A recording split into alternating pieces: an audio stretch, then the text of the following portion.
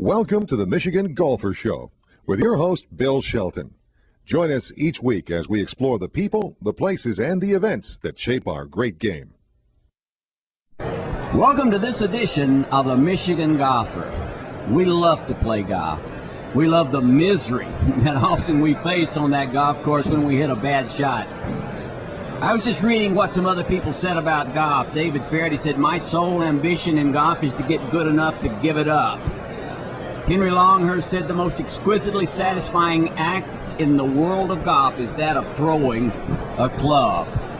We now, golfers of the world, have a chance to change our lives. Our guest today is Craig Brass.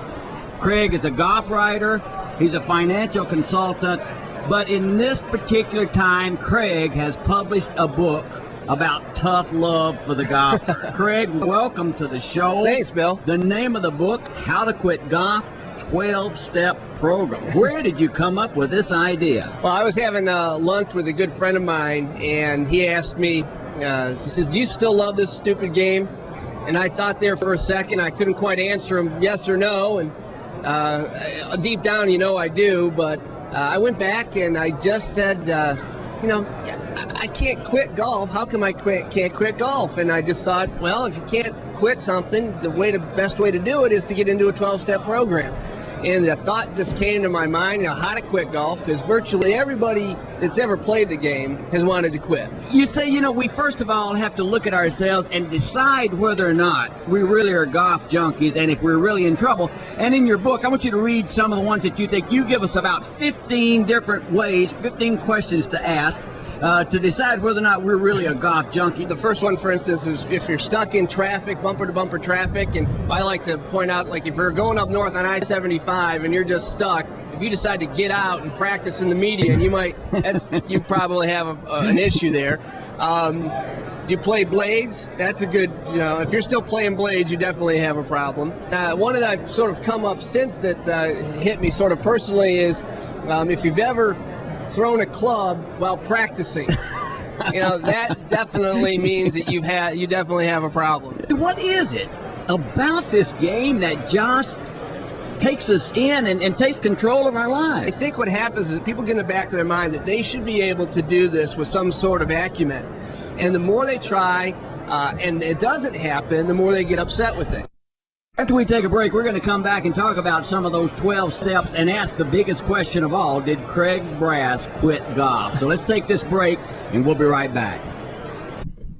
The Michigan Golfer television show is brought to you by Bay Mills Casino and Resort, featuring the award-winning Wild Bluff Golf Course. Golf Connects, the convenient connection to all your favorite golf courses. And North Carolina Pinehurst area, the world's third greatest golf destination. Welcome back to the Michigan Golfer. You have a 12-step program in your book, How to Quit Golf. And they're kind of interesting steps. Pick out a couple of them and explain to us how that will help us quit this game. All right. A couple of my favorite is the third step, and it talks about, well, if you're going to quit something, you got to find something else to take its place. And we look at a few items such as, for instance, bowling. Bowling's a great replacement for golf, and for no other reason, you rarely ever lose a ball. The other aspect about bowling, which makes it perfect for golfers, is that you can actually achieve the perfect game. You can bowl a 300. Thousands of people have bowled a 300. And golfers are always trying to achieve a perfection, which you can't do in golf, so you might as well go over to bowling. I think that gardening's a pretty good replacement, because golfers are always hacking, slicing things and, digging dirt and so forth. And that's what you need to do with gardening. And, generally speaking, one of the ones that everybody sort of looks at is the idea that if you quit golf, you'd have 3 or 4, maybe 5 hours a day. Well, you can throw at least 20, 30 minutes at it, potentially having sex with someone. Enjoy your family, start a family. And there's a lot of things that transpire between, a lot of language that's the same between golf and sex, such as never up, never in. And, that's very hard, so forth. And so we've had a lot of fun with that. Yeah. Now you have another chapter that has kind of a biblical connection. Yeah, we looked at a couple of different things, and one of the things that the 12-step program is, it's a relatively religious focus and find some spirituality. And one of the key elements, I think, is that in many cases you have to ask God what they would do. And one of the areas is that if you look at a lot of the pro golfers, they have the WWJD bracelets on, and everybody just assumes that that's what would Jesus do. But from a golfer perspective, I think you have to ask yourself, what would Jack do? Because if you've got problems on the golf course and you ask what Jesus would do, I mean, he can hit a 2-iron out of shaggy rough to an island green. I mean, he doesn't care. He can walk on water, so the ball's going to fly over the water. That leads us to the other idea of the 7th step, which is humbly ask to remove your short game.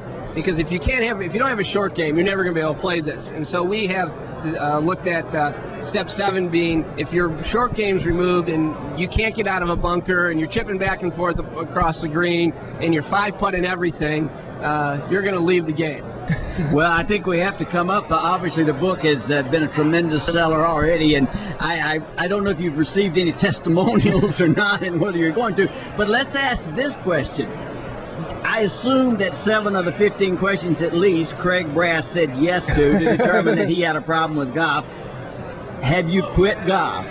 No, I haven't quit, and the funny thing about it is that it has afforded me the opportunity to do more things in golf than what I had before, because a lot of people have caught on to the book. They think it's funny. Most people do. Some hardcore golfers think I'm crazy.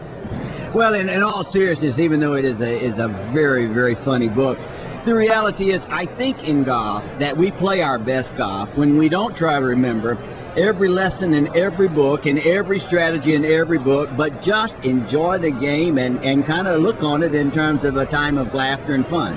Yeah, and I think that's it. And we sort of conclude the book by saying that, through the entire thing, we're kind of, beating up golfers and making fun of people. And, the question about testimonials, I've had so many people come up to me and say, I answered 10 of your 15 steps, or questions correctly. And, boy, I remember this and I can recall this, and, this happened to me.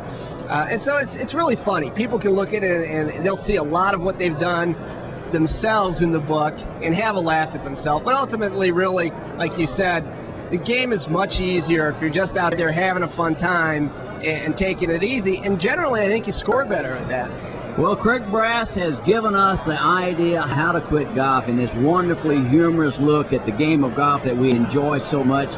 You'll want to read it. I enjoy having it in my library at home, and I pull it out, and I always chuckle at some of the things that you have to say there. And obviously, we know that very few of us are ever going to quit this game, so maybe there is no end to the game of golf, but it sure is fun to talk about some strategies in a 12-step program, how you might be able to do this. Craig, thanks for visiting with us today. Thanks a lot, Bill. I appreciate it.